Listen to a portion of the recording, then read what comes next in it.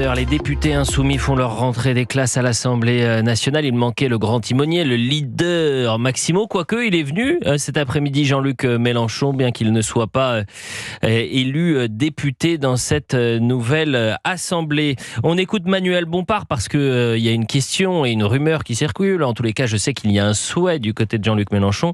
C'est pourquoi pas d'être à Matignon à la fin de la semaine. Alors, est-ce que Jean-Luc Mélenchon et Matignon compatibles? On écoute Manuel Bompard, c'était ce matin sur Europe 1 avec Laurence Ferrari. Je pense que Jean-Luc Mélenchon, il a des atouts pour pouvoir exercer cette fonction. Il est en adéquation avec le programme que nous avons défendu dans ces élections, parce que c'est ça qui est important de dire.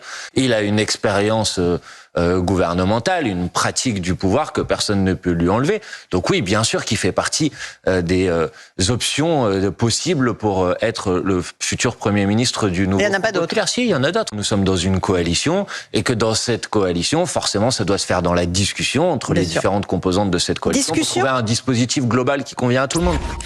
À choisir, Julien Audoul, député du Rassemblement National. Je sais que cet après-midi, c'est Olivier Faure, le premier secrétaire du Parti Socialiste, qui s'est dit apte à diriger le gouvernement, à prendre les rênes du gouvernement. À choisir entre Jean-Luc Mélenchon et Olivier Faure. Je ne vais pas choisir entre des personnalités qui n'ont pas la majorité. Voilà, qui n'ont pas gagné ces élections au sens où elles n'ont pas la majorité pour gouverner. Donc elles sont dans le fantasme absolu, elles s'illusionnent de savoir on va occuper tel ou tel poste, tel ou tel ministère.